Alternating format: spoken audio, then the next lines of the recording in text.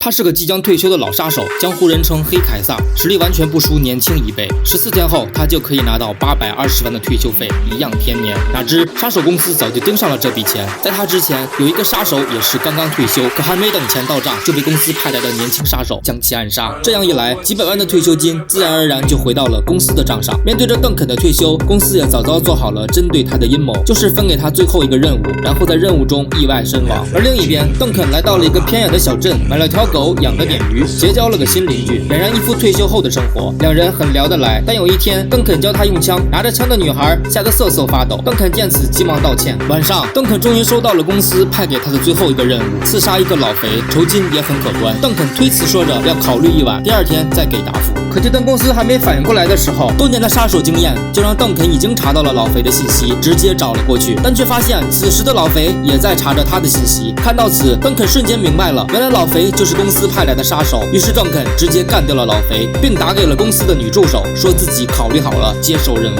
可哪知定金刚刚到账，下一秒就收到了老肥的照片。没等助手反应过来，邓肯直接打来电话，说是任务已经完成，剩下的尾款请1天内打过来，并且告诉公司我已经知道他们的小算盘了。哦，对了，希望你和这件事没有关系。说完直接挂断电话。助手瞬间慌了神，他知道邓肯的可怕，立刻找到了老板，劝他将剩下的尾款赶紧转过去。他可不想下辈子都生活在邓肯的阴影下。可这倒霉的老板偏偏就不信邪，于是决定先将钱打过去，然后再派遣最顶尖的杀手小队将其暗杀。于是，一场顶尖杀手的较量就此展开。这天，邓肯来到商店买东西，但不料被杀手小组发现，他们很快就锁定了邓肯的位置。在回家的路上，一名组员装成路边修车的美女引邓肯停车，只见美女说着车坏了，手机也没电了，能不能去你家充个电？但这小伎俩早已被邓肯看穿，但为了将这些人一网打尽，他故意同意女孩的要求，将她带回了家。晚上，另外2名成员早已将狙击枪瞄准邓肯的家，只等女孩将他引到窗边。但邓肯早已有所准备，躲过了子弹。小组成员冲进房内，发现哪里还有邓肯的影子。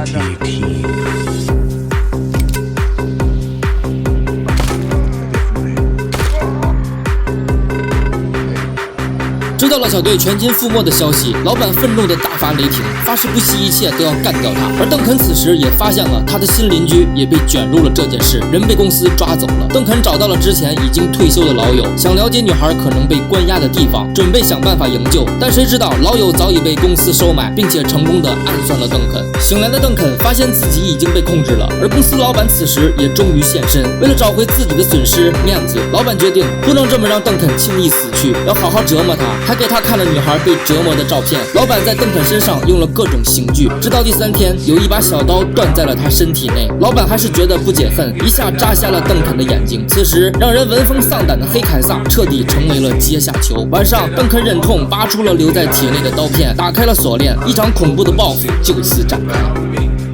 第2天，老板来到仓库，没有看到痛苦的邓肯，反而是看到了整个仓库血流满地。见此，老板吓得转头就跑，而邓肯一路追到了仓库尽头，看到所有人都围了上来，直接开始了单方面的碾压。满身是伤的邓肯逃到了一个女孩家里，等他醒来，自己的伤口已经被包扎好，而这个人曾经是多次合作的军火商，给邓肯提供了大量的武器。有了武器做后盾，邓肯联系了女助理，说是要用自己的命换取女邻居的安全。很快，杀手们锁定了邓肯的位置，带上了大批雇佣兵，准备彻底废掉邓肯。邓肯看着女助理，说着念着多年的情分，我给你一个逃走的机会。而女助理认为邓肯此时已经是穷途末路。